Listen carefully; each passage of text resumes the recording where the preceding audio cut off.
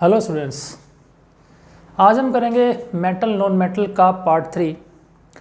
पिछले वीडियो में हमने डिस्कस किया था एटम्स कंबाइन क्यों होते हैं, कैसे होते हैं, और आयनिक कंपाउंड और कोवलेंट कंपाउंड कैसे बनाते हैं, plus Lewis electron dot structure या जिसे हम कहते हैं इलेक्ट्रॉन डॉट रिप्रेजेंटेशन, जिसमें हम आउटरमोस्ट इलेक्ट्रॉन्स को किसी भी एटम के डॉट से या स्मॉल क्रॉस से रिप्रेजेंट करते हैं।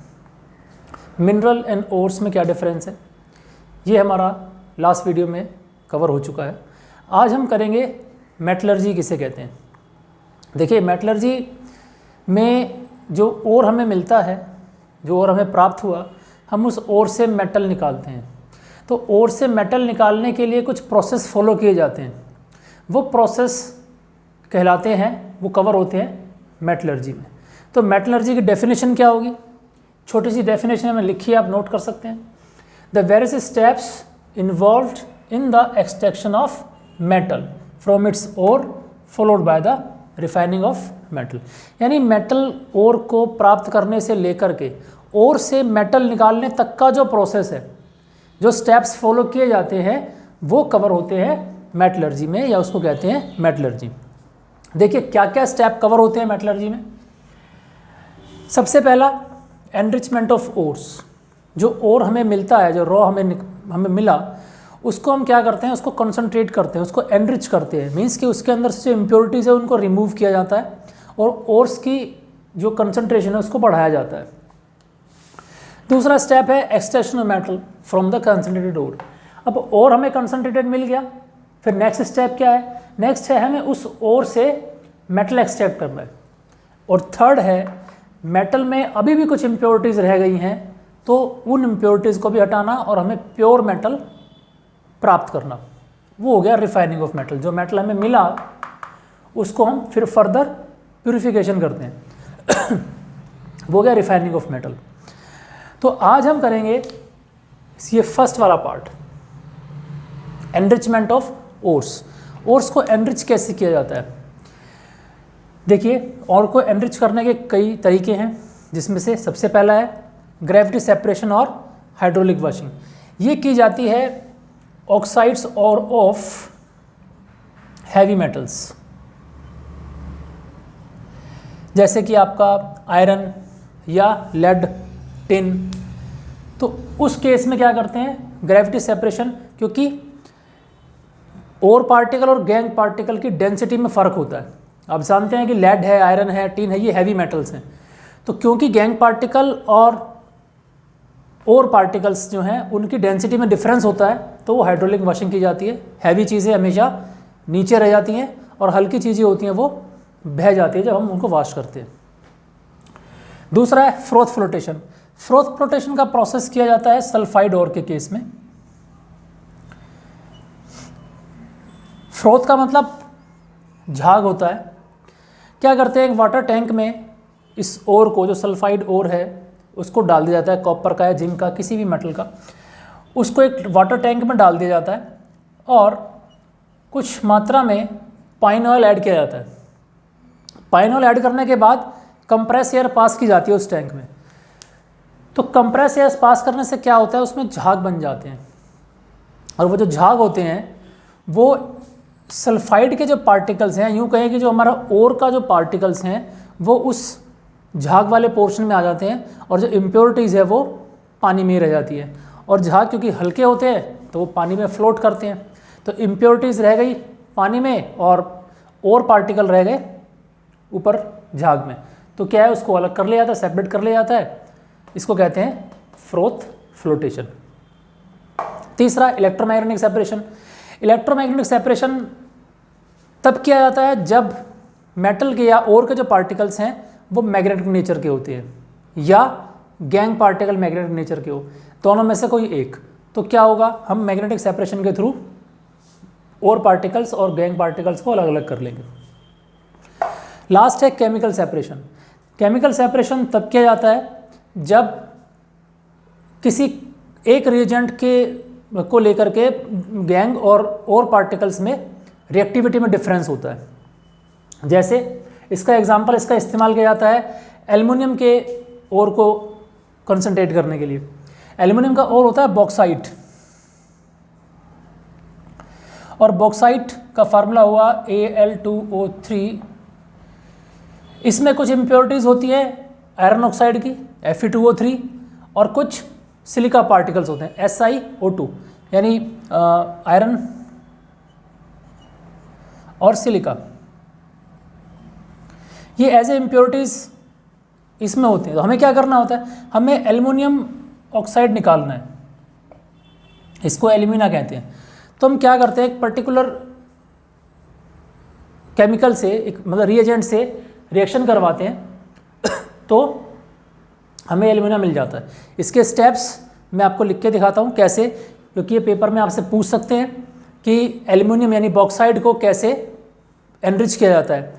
तो उसको कहते हैं बेयर्स प्रोसेस, या तो सीधा सीधा आपसे पूछ लेंगे कि बेयर्स प्रोसेस क्या होता है, एक्सप्लेन कीजिए, या एल्युमिनियम को और को कैसे एनरिच किया जाता है, ऐसे भी पूछा जा सकता है।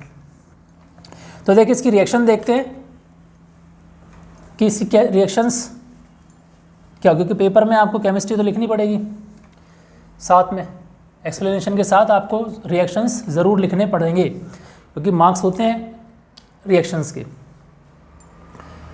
इसको कहते हैं बेयर्स मेथड या बेयर्स प्रोसेस। देखिए क्या होता है, Al2O3 प्लस NaOH, ये आपको देगा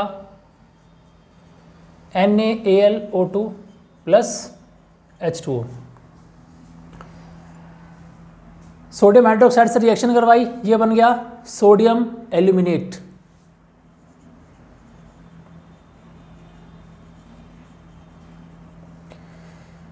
ये वाटर सॉल्युबल होता है। इसमें जो सिलिका पार्टिकल्स होते हैं वो भी रिएक्ट करते हैं NaOH के साथ, और वो क्या बनाते हैं, वो बनाते हैं सोडियम सिलिकेट, वो भी वाटर सॉल्युबल होता है।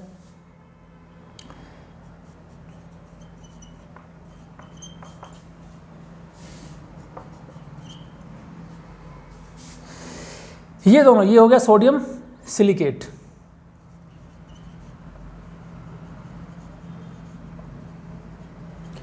ये वाटर सॉल्युबल होते हैं, और जो आयरन ऑक्साइड बचा वो रिएक्ट नहीं करता NaOH के साथ, वो फिल्टर करके, मतलब उसको थ्रू फिल्ट्रेशन सेपरेट कर ले जाता है। अब ये दोनों जो बचे, इसकी रिएक्शन करवाई जाती है पानी के साथ, इसको वाटर के साथ ट्रीट किया जाता है। तो उससे क्या होता है, ये एक प्रेसिपिटेट देगा एल्युमिनियम हाइड्रोक्साइड, ये PPT बनेगा, और सिलिका जो ये सोडियम सिलिकेट है वो सॉल्यूशन में रह जाएगा। तो ये प्रेसिपिटेट अलग हो जाएगा। इस प्रेसिपिटेट को फिर हम हीट करेंगे। ऑन स्ट्रॉन्ग हीटिंग आपको मिल जाएगा Al2O3। ठीक है, तो ये है Bayer's method to concentrate the aluminium ओर।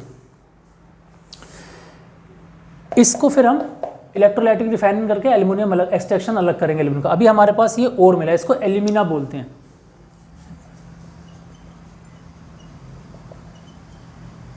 इससे हम एल्युमिनियम निकालेंगे।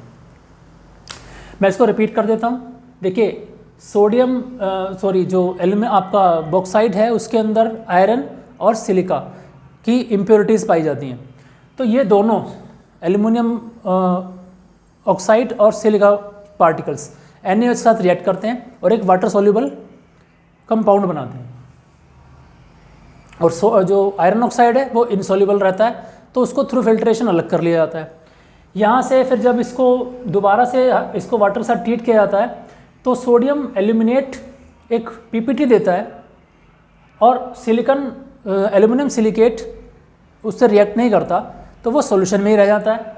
इसको फर्दर जब स्ट्रॉन्ग हीटिंग करते हैं तो हमें एल्यूमिना प्राप्त हो जाता है। तो ये 4 स्टेप फॉलो होते हैं बेयर्स मेथड में। आप इसको प्रैक्टिस कीजिएगा लिखने की, क्योंकि जब आपसे पूछा जाएगा बेयर्स प्रोसेस किसे कहते हैं तो आपको रिएक्शंस ज़रूर लिख के आनी है, क्योंकि एक्सप्लेनेशन तो सब बच्चे लिख ही लेते हैं कहानी से जो लिखनी होती है, लेकिन जो केमिस्ट्री लिखनी है रिएक्शंस और ये रिएक्टेंट और प्रोडक्ट के नाम मैं नहीं लिखता हूँ, बार बार मैं यही बोलता हूँ कि आप इनके रिएक्टेंट और प्रोडक्ट के नाम आपको ज़रूर लिखने हैं।